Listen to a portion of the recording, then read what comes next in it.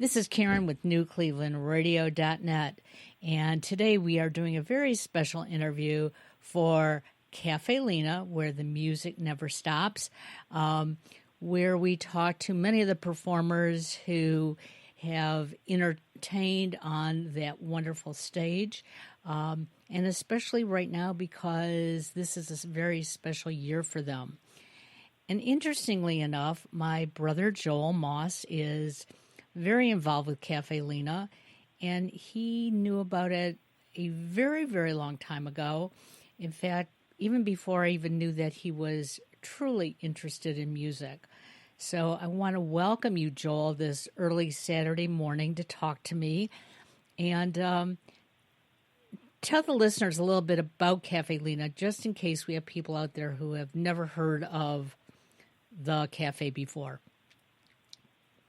Well, so Cafe Lena is the oldest continuously running coffee house in North America for sure.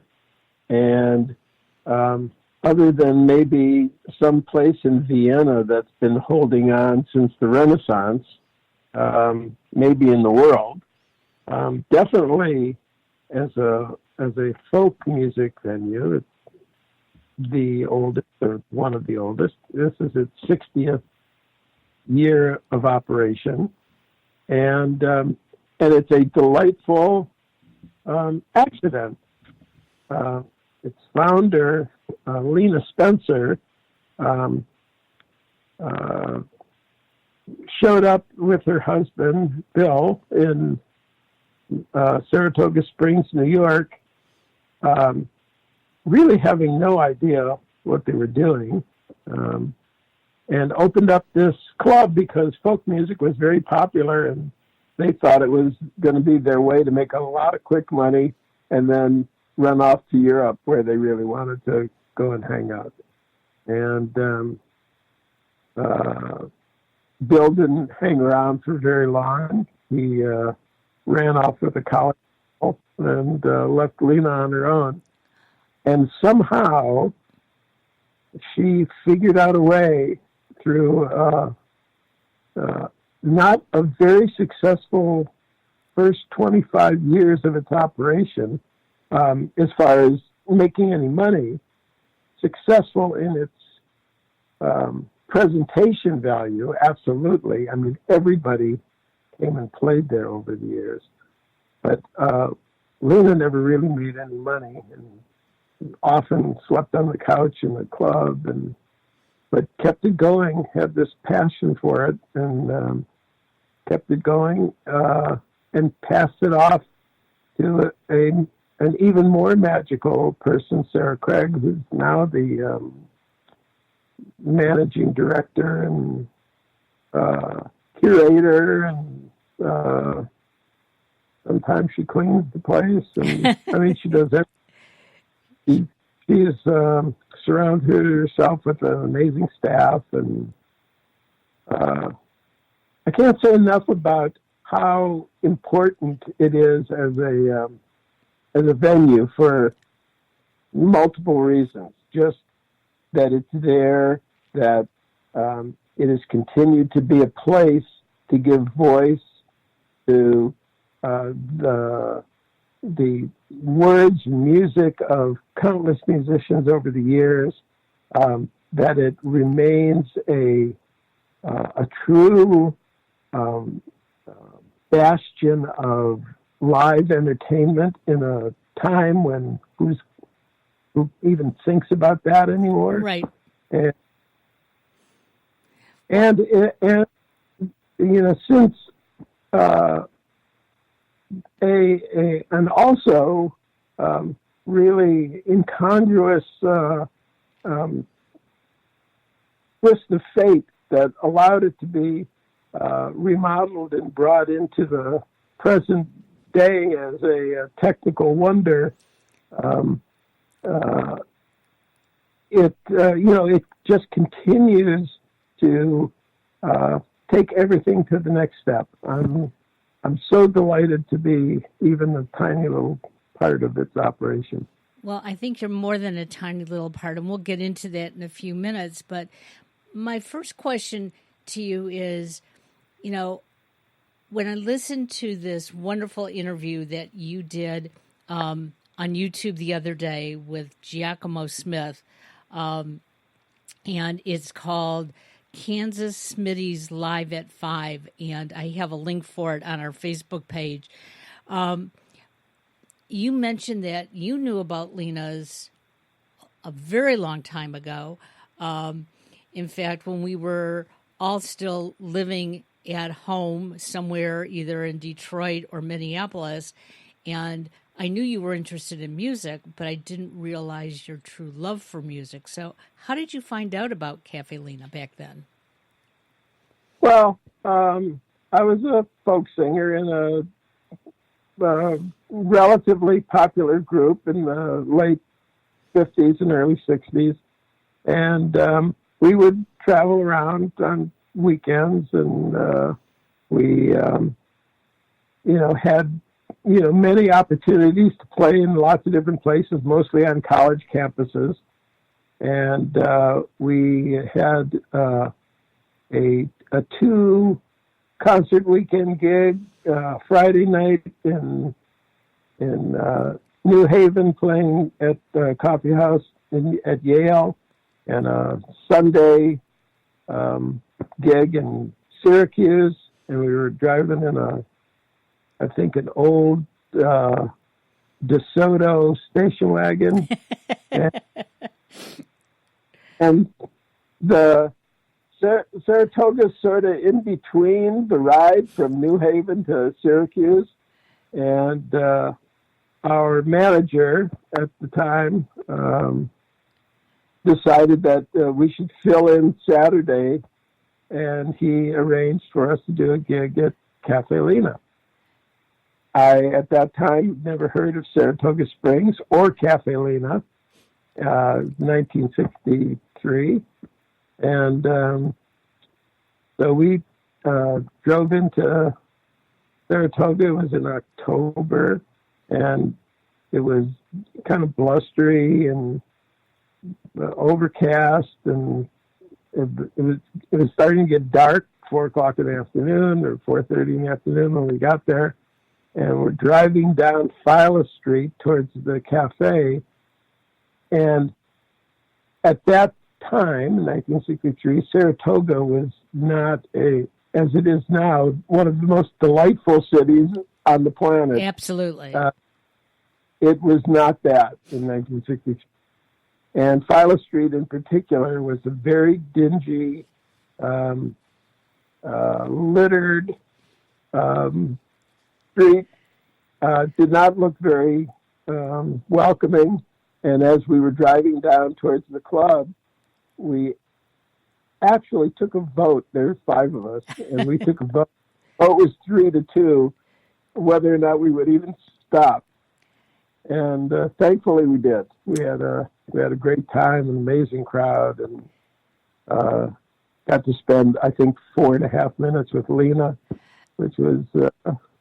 We found out later she gave us a lot of time. And that's wonderful.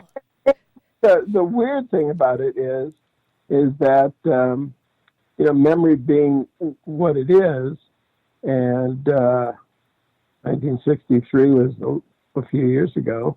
I'm officially moved to Saratoga in January of 2002, having no recollection of that time. Interesting.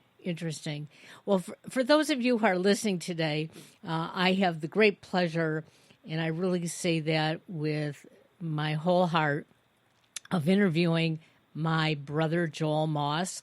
And I find it interesting that when you grow up with somebody, there are lots of pieces and parts of each other's lives that you really don't pay any attention to, that you miss out on. And yes, I knew that you were in a folk singing group, and I knew that you were traveling, but little did I know any of the stories, that you shared the other day. And to me, it's just like this little piece of memory, and didn't think of it as being part of your whole journey to where you've gotten today.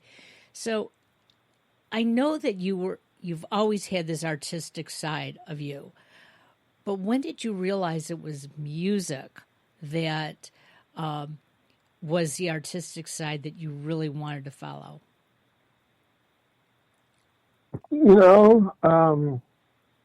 I can't remember a time when music didn't seem to be the most important thing to me.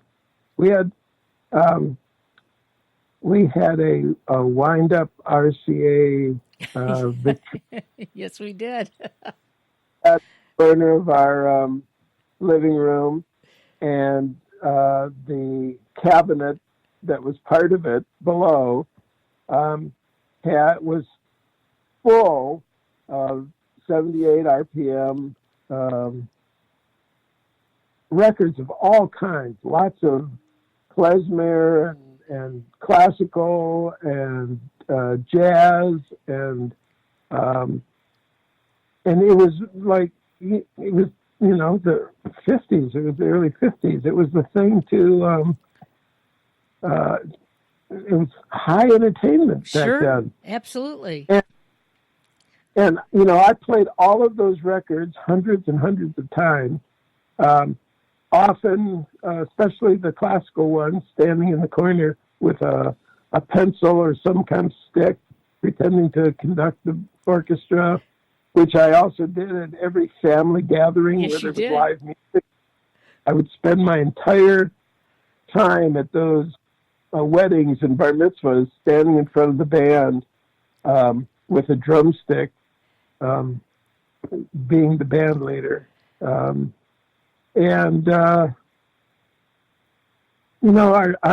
Our father played the accordion, and then bought an organ that he loved to play. And our next door neighbor was a songwriter. And, our grandfather was a closet jazz man, and when he wasn't playing baseball, and it's just all that ever really interested me. And I was a kind of an introverted soul, and a lot of my life was lived in my head, and I always imagined that I would, be doing that. I would be involved in that. Well, and we had. Yeah, go ahead. I'm sorry, just rattling on, but and our family life was centered around our synagogue, which was very musical. Right. I mean, everything was singing, in the services, and there were social events where there was music, and I met the guys that were in my very first group in the synagogue, and learned how to play instruments that I never, they were my accompanying tools. I studied how to play anything other than the clarinet and the trumpet a little bit, but I just, the music and playing it and singing, and it's just all that ever mattered. Well, and the one part of I remember a number of parts of music with you. I remember, of course, you playing the clarinet.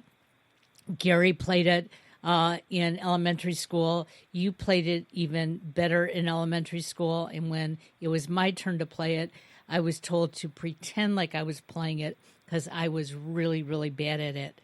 But I remember you going from the clarinet to the trumpet because our cousin Ira had a trumpet. And I guess he didn't want it anymore. He was going away to school, something. And you got the trumpet. You took it down in our basement. And you taught yourself how to play the trumpet. Well, he gave me a few lessons. Okay. He was the cousin that I idolized. He was like the coolest dude, right? Right. He did everything better than everybody else. He was an athlete and a really good-looking guy and very popular. And then he played the trumpet, and he was just great, and I used to hang out. I used to go to his basketball games and be the scorekeeper. I think I didn't do it very well, and people were always yelling at me for doing it.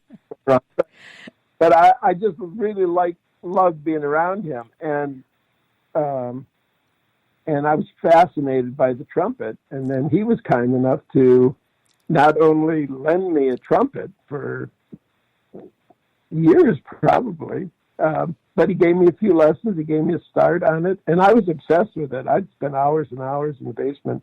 Yes, you did.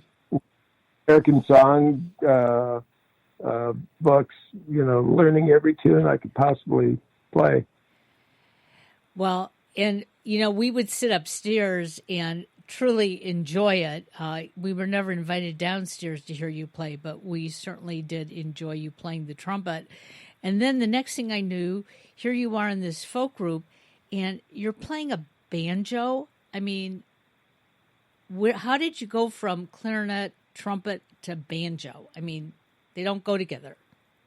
Well, so I was the lead singer, really, but we needed a banjo. We needed another instrument. Okay. And everybody thought banjo, would look really cool.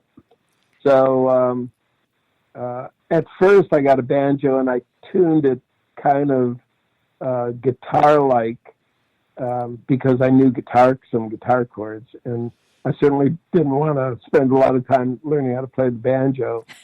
And then we did a gig in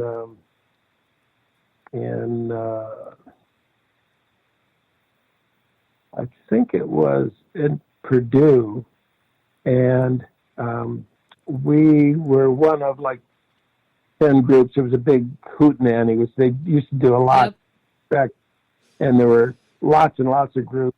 And the headliner was Flat and Scruggs, and so in the common lunchroom that was doubling as a dressing room, I got to hang out with Earl Scruggs, and I'm standing there holding a banjo in front of Earl Scruggs, and preposterous.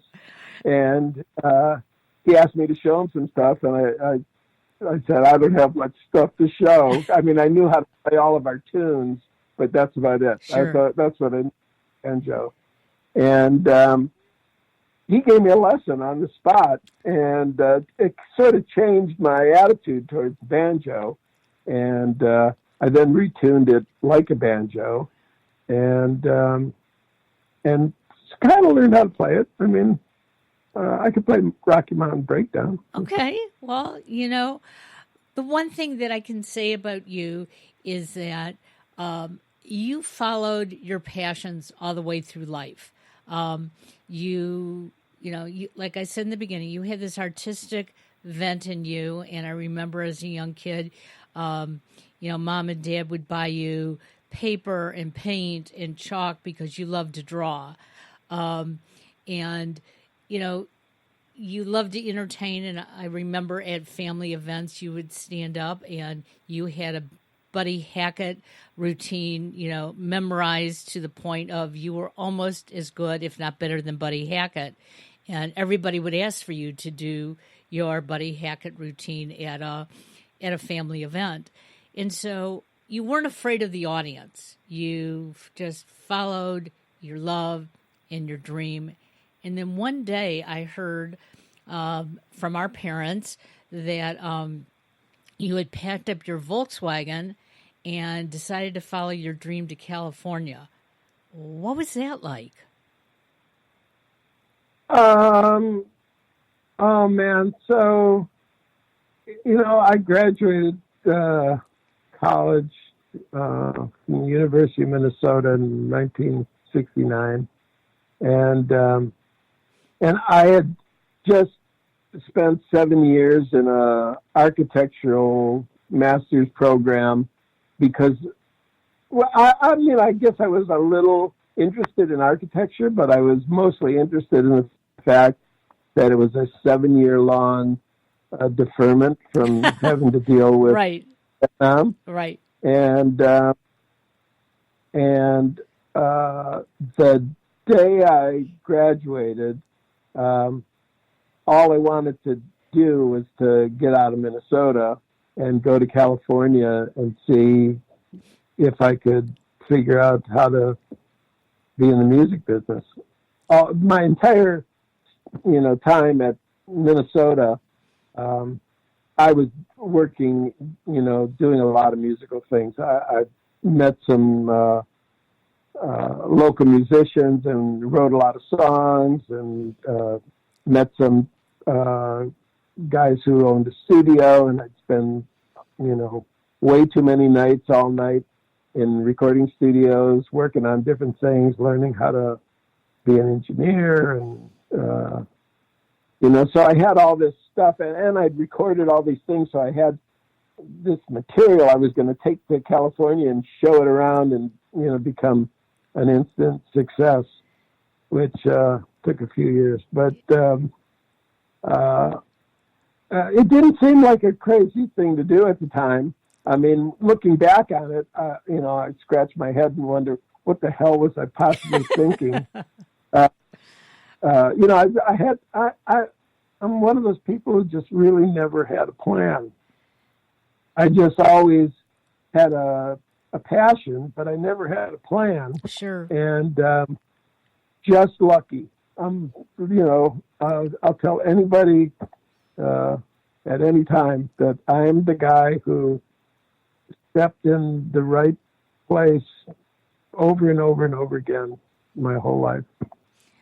But you had to have had some talent in those areas when you stepped into those places for people to embrace you and say, let me give you a lesson. Let me show you the ropes. Here, you try this. Well, that's like anything in life, right? That Right. opportunities come to everybody, and you're either prepared or you're not, or you recognize it or you don't.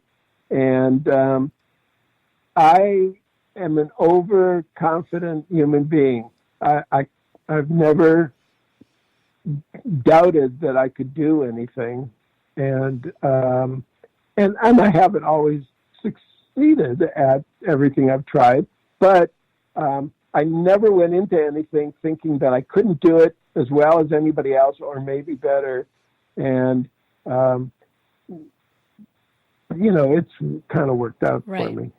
So here you are in California, and I know in the beginning it wasn't easy, especially because the first day that you parked your beautiful Beetle that was packed to the gills with all your stuff, when you came back to your car, it was totally empty. That had to have been like a red light that went off in your head, said, hey, what am I doing here? But you didn't Well, give up. story that I love to tell about that. So my first stop in California was at in San Francisco. A former girlfriend had an apartment that she was not living in at the time and offered it to me for some period of time, and I did like the idea of San Francisco over LA. So I was hoping that I'd go to San Francisco and get immersed in the music scene up there. Anyway, so I'd driven all night to get there, the last leg of my cross-country journey, and parked on the street on Russian Hill, very nice neighborhood, in front of her apartment. I was exhausted, so I got there at 6 o'clock in the morning, went upstairs. I was just going to sleep for an hour, and then I was going to go down and unpack the car. And I came out, and the windows were broken, the door was wide open, and all of my records, my stereo, all of my clothes were gone. Wow. And the only remnant of my possessions that was left were a bunch of books scattered on the sidewalk. And the only thought that went through my head first was, "You illiterate assholes." Because they had I love it. Well, we know you like books because you have a huge collection at your house. Um, and you were always an avid reader. But now here you are in San Francisco. You're sort of, empty, have a car that's been broken into. How long did you stay in San Francisco, and what was it like trying to break into the industry at that time? Well, so I didn't stay for very long. It was winter, this November when I got there. So it was cold and but not snowy. And the one ace I had in the hole was I knew a guy who ran a ski school, and uh, he had these 4-day trips, Thursday through Sunday, where skiers would sign up, and they'd get on a bus that he owned or rented, I don't know, and get driven to Lake Tahoe for a 4-day trip and then driven back. And he offered me a job driving a bus. So I was going to have a gig that paid, pretty good money, and a cabin in Lake Tahoe to Sure. stay in 4 days a week.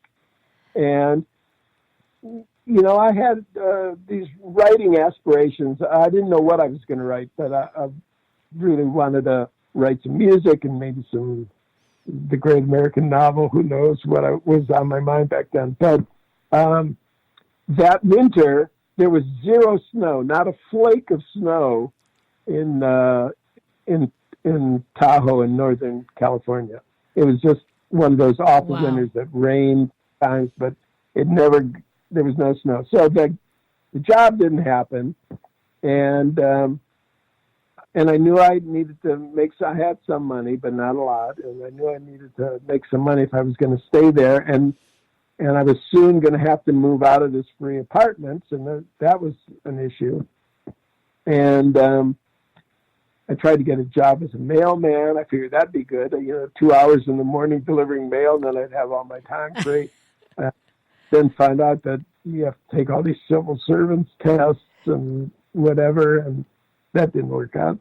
And I had friends in Los Angeles who were making the offers to give me a place to stay and introduce me to different people. And anyway, San Francisco exhausted me. It was a place. It kind of still is very much the same. It's one of those really magical cities that is not very welcoming to strangers. It's like a club. Okay. And it takes a long time to get inducted as a member of that club. And so it didn't make me feel good to be there. And so I hopped into the car. And, this is really important. My Volkswagen didn't have brakes.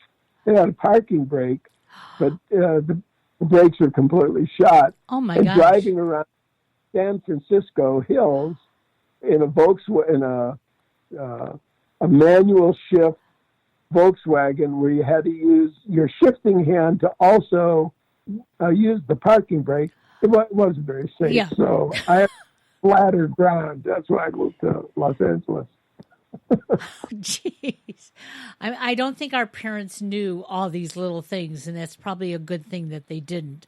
And I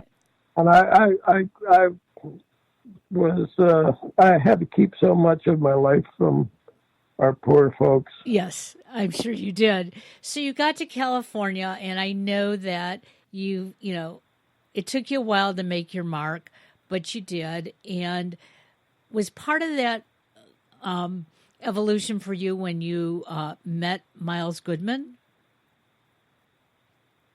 Not yes and no. I mean, Okay. so I got work almost right away in Los Angeles. At, initially, it seemed like really good work. paying $5 an hour to do music of some kind. I mean, Sure. a lot of studio work. I got to go on a tour, a rock and roll tour, which I had no idea what that was all about, and completely out of my realm of anything that I could ever imagine. And but there was lots going on. I mean, there was the golden age of rock and roll and recording in Los Angeles in the early '70s, and I met Miles. So one of the things that happened to me is I would, I was out all the time. I barely ever sleep. It's just been a thing my whole life. I sleep maximum 5 hours a day, and the rest of the time I'm hyperactively running around doing things. That's just been my whole life. Right. And I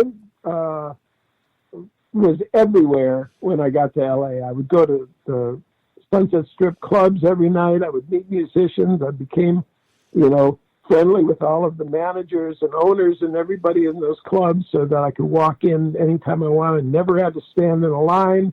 I got to see some of the best music going up close and personal. I became friendly with those guys. Some of them even hired me to do things. And, I thought I was living the dream. And I got introduced to this Indian gentleman named Raul Gaduk. Okay. And he was a bigger than life kind of guy. And he pointed me one day and he said, I've got this great idea. I'm starting a school called the University of Sound Arts. And it's going to be a school to train engineers. It seemed like a really cool thing. And I was barely qualified to do the engineering work that I did back then. I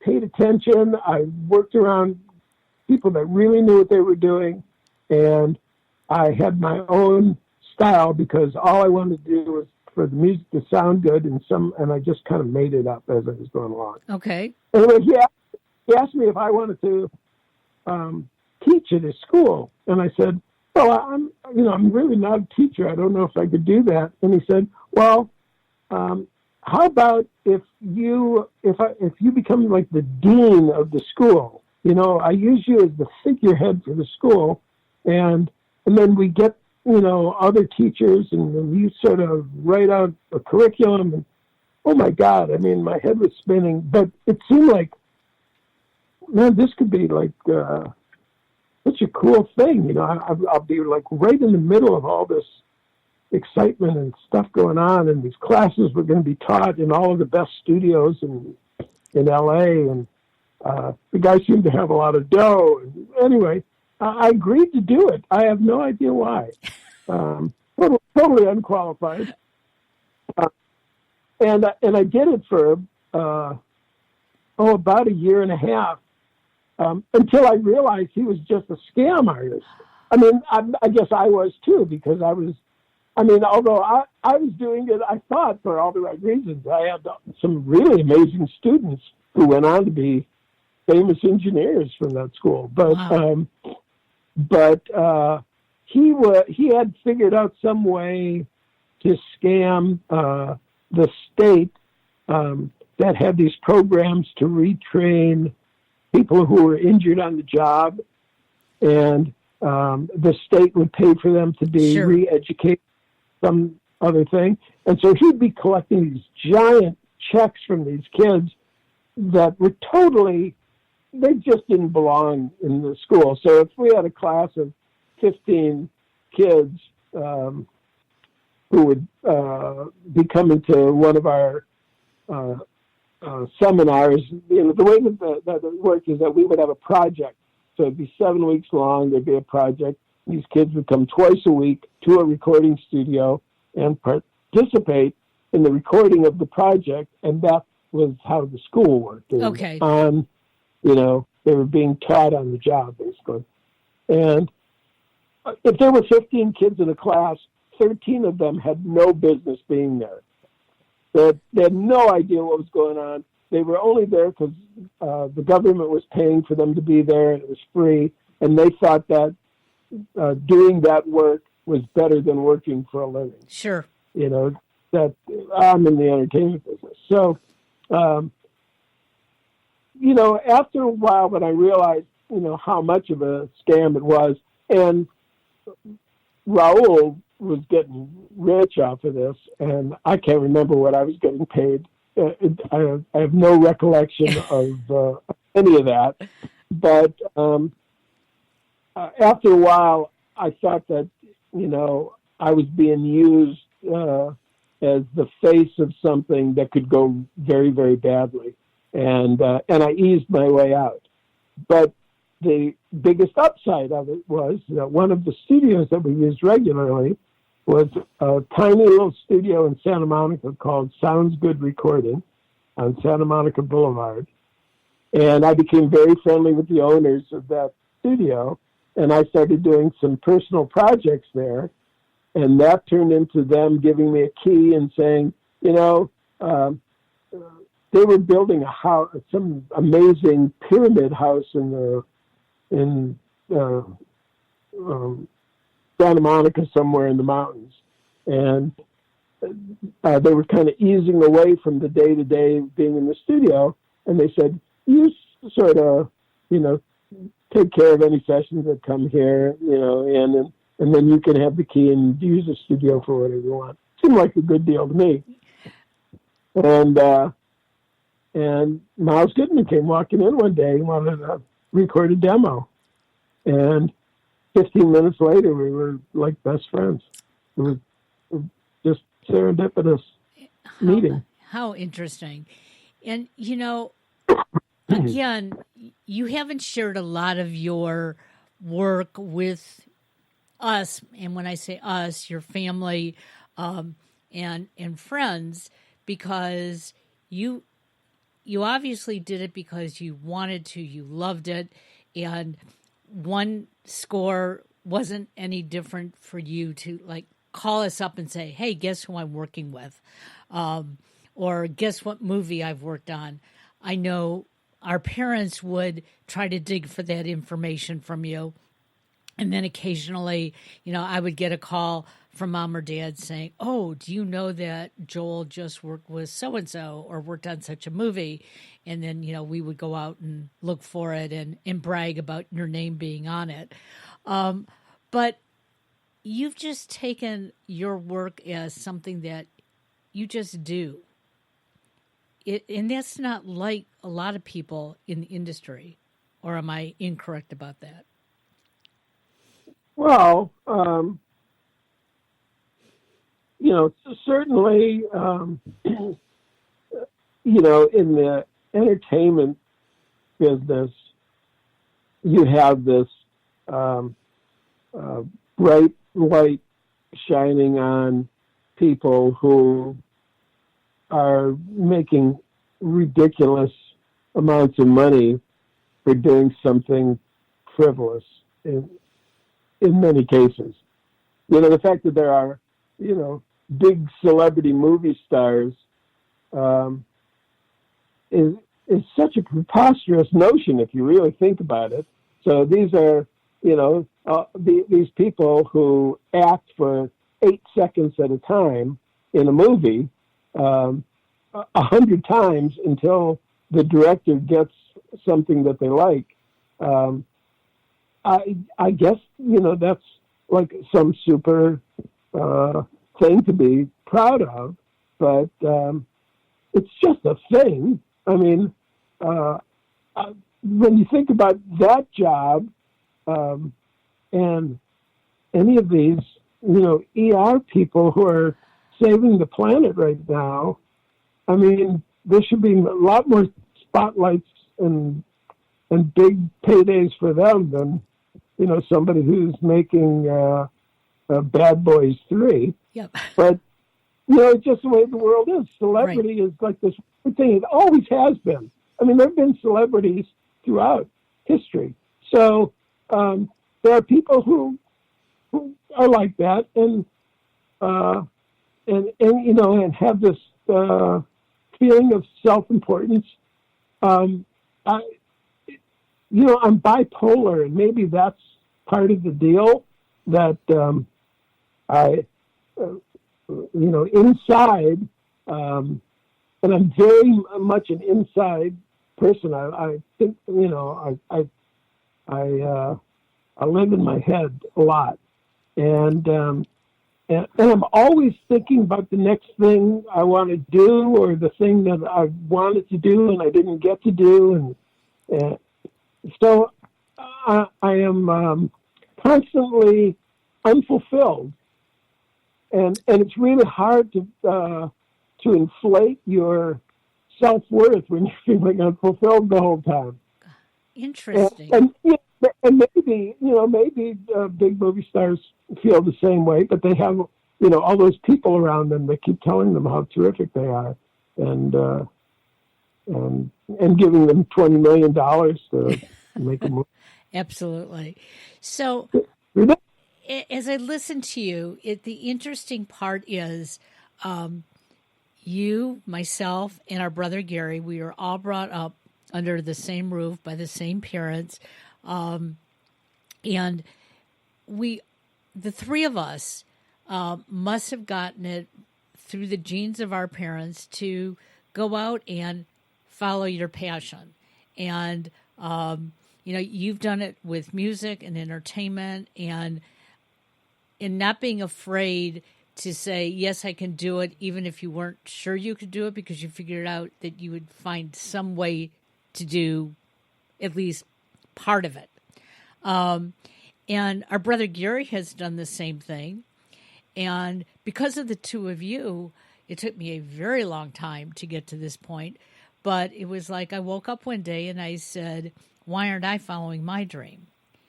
And that's what I think is really important during this period of time. We're all in this stay-at-home position, or at least we should be staying at home, staying safe. And the question is, what can I do to feel good about myself? What can I achieve? And there's a lot of things out there that we can achieve even sitting at home. So what do you think is your next thing that you want to achieve? Oh boy, I don't know. I've been, and not just because of this quarantine thing. This is just this is not a lot different than my regular life these days. Other than, I'm a real huggy kind of guy. I have really good friends that I like to wrap my arms around every day, Right. and that's a big loss in these times. But the last couple of years in particular, other than the fact that I'm just like passionate about this archiving, recording, streaming thing going on at Cafe Lena, I just I'm so delighted that we have come to this place where we can provide that to every artist that walks up on stage. It just seems so important to me that these spectacular live moments, the history that happens, whether it's some new artist or some venerable, singer-songwriter who's been around forever and may be making their last stop at Cafe Lena. Sure. You just never know, and being able to be in the mix of capturing all that has been, I just love doing it. Anyway, but on my personal output, I have met some musicians in Saratoga who are kindred spirits and who revel in the joy of creating music and writing songs. And I'm on a very up plane of creative writing the last few years. And we have this kind of core group of guys that we call the producers group, and we meet once a week at least, and we collaborate on things. And some of the guys are near my age, some of the guys are a lot younger, and but man, it just feels great, and it's very fulfilling. Well, and one of the things that you're showing us, and I'm hoping our listeners are getting this, is that, just because you hit a certain age, whether it be in your 30s, your 50s, your 70s, it doesn't make any difference. If it's something that you want to do, you can keep doing it. And, you shouldn't have to sit back and say, hey, let's leave it to somebody else. Following your passion, following your dream, just like your wife TL is doing with her photography. I mean, she's always taken photographs. She's always loved photography, but now she's really created her passion into her photography. And, I think you've been an influence there because, there's a little bit of pushing that you do as a couple. Don't you agree? Well, yeah, obviously that's part of it, but my influence on people, whether it's musicians I've worked with or my unbelievably talented wife, has been due to the fact that I am a fan. I am in awe of people's talent and support it to my full. So when I hear a songwriter or a singer or somebody who is a virtuoso player, I can't help myself from promoting it in any way possible. And my wife is one of the most intriguing photographers I've ever known.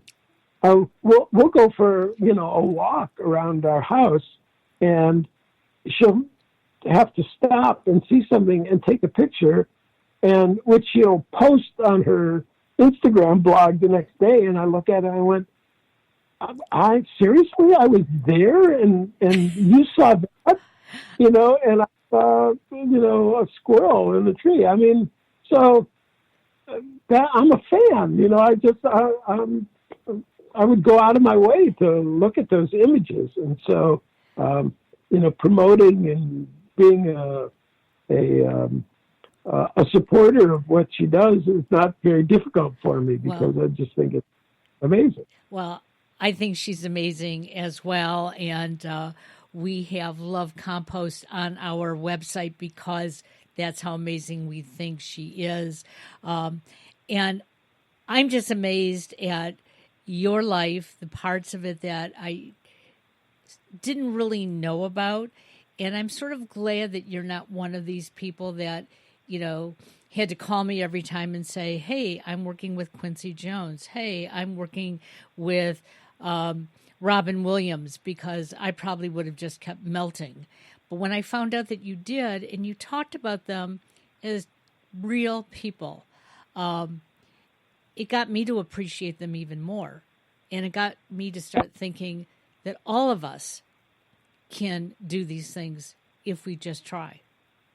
Yeah, well, the other part about being a fan. So our mother was one of the best bakers ever. Yes. She could bake up a storm as well as anybody. Her cookies were famous everywhere.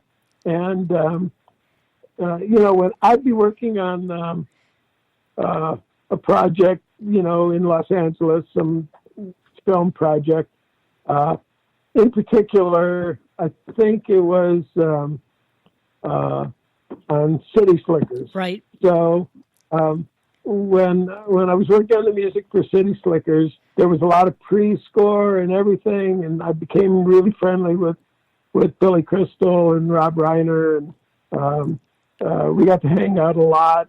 And our mom used to send me boxes of cookies and things that she would bake, and one of the early sessions on City Slickers, I brought a selection of her stuff and just put it out. Everybody went nuts, and I told them. So I called her on the phone. Everybody wanted to talk to her.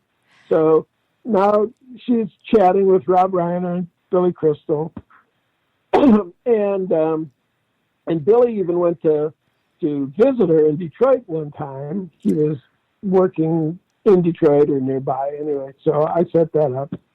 And so her baking, which I'm a fan, right? Sure. So it became this thing.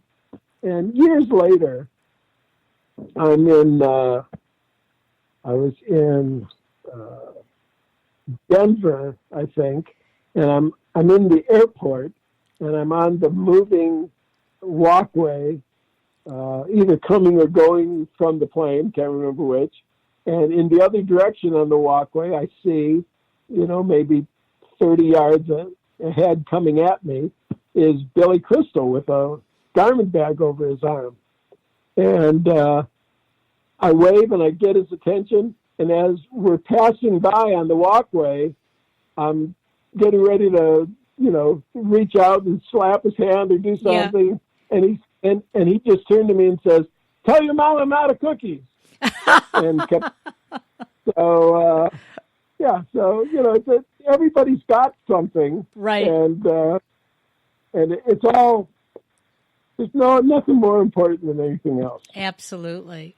Well, this has been delightful, and I'm hoping others that are listening to it have appreciated it as well, because one of the things that I've learned since we started doing these interviews here at New Cleveland Radio is that there are so many wonderful, talented people out in this world, and it just takes getting to know them and realize that they are just people.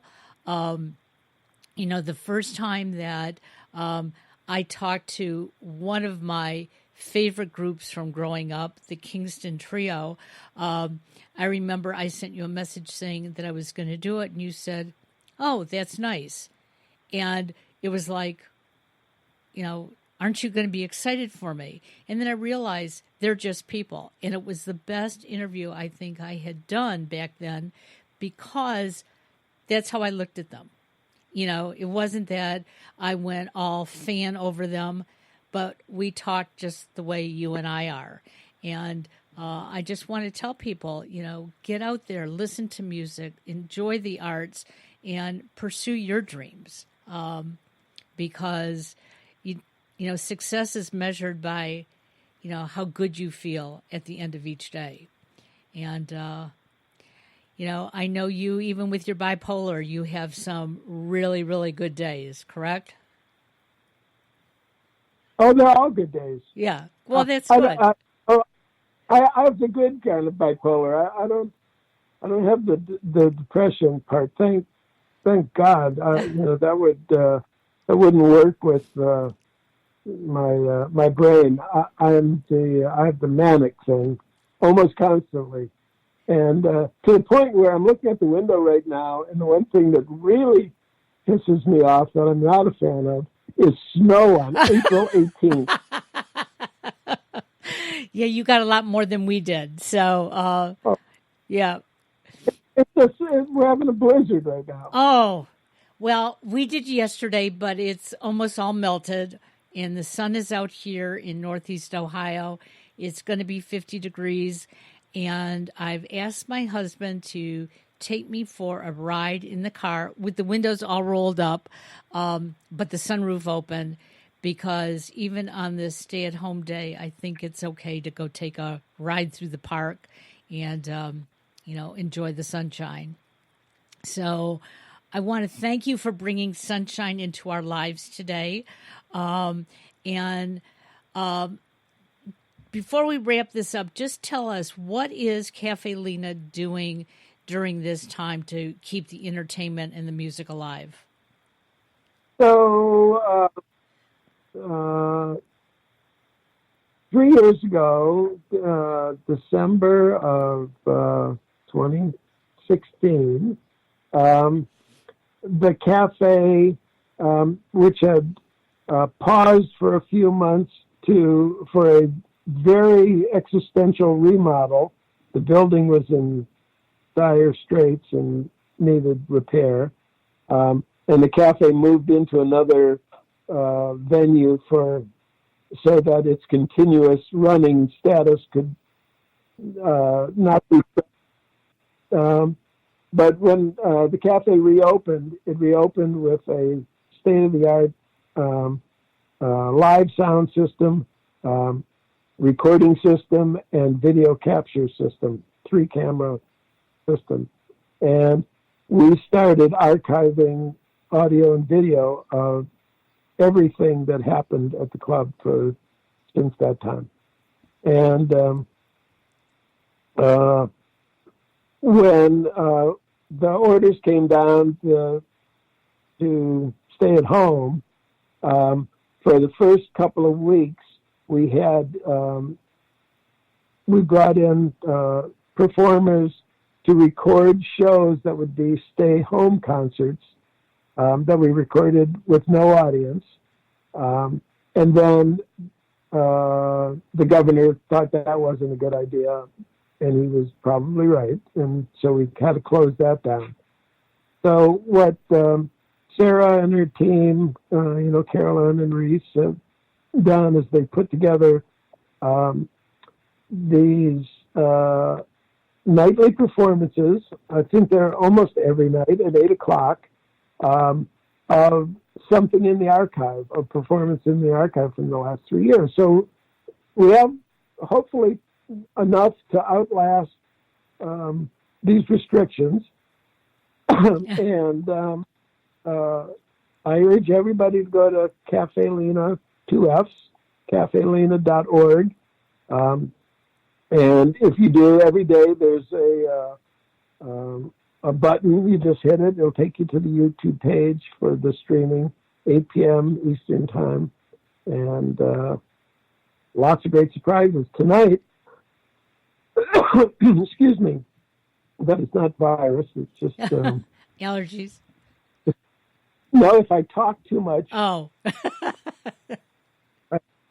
I have a single vocal cord that still works, and talking as much as I've just done for the last hour is not a good thing for me. Anyway, tonight at 8 p.m. is a spectacular performance, one of the jazz series that I produced at the club with Chuck Lamb, a brilliant jazz piano player. And he'll be joined by Joe Locke, one of the world's best vibraphone players ever, one of the most delightful human beings I know, and Ira Coleman, a world-class bass player. So that trio will be performing tonight, 8 p.m. Is this a live show that you do? Well, well, this will be posted within like the next 15 minutes when we end. So yeah, so people will get to hear it. Yes. Okay. April 18th, and it is the 18th, right? Yep, it is. And it's free. Everybody can log on, watch as much or as little of it as they want. But I promise you won't be disappointed. It's really some fantastic music. Well, I have to agree they won't be I have to agree they won't be disappointed, because this is one concert that we were very lucky to be at the cafe and see these three wonderful musicians together. And I have to add that at Cafe Lena, when the musicians take a break or when they complete their performance, they become part of the crowd. And where can you go and pay for wonderful entertainment and still get to communicate with such talented people? I think it's well worth going to Cafe Lena in Saratoga Springs, New York. So I want to thank you and especially thank Sarah and her staff for keeping Cafe Lena going beyond Lena herself. Happy 60th anniversary. I think it's a tremendous feat, and hopefully in 10 years we'll be celebrating the 70th anniversary as well. Okay. Okay? And I'm sure that the cafe will still be around. Well, and I'm sure you'll still be there to help entertain us as well. So I want to wish you a great day. Don't worry about the snow. Spring will be here soon, and eventually we'll be able to get out in public and at least fist bump our best friends again, okay? All right, thanks for this, and love to Alex and Rich, and keep exercising that knee. I will keep exercising the knee, absolutely. Have a great day, everybody. Bye-bye now.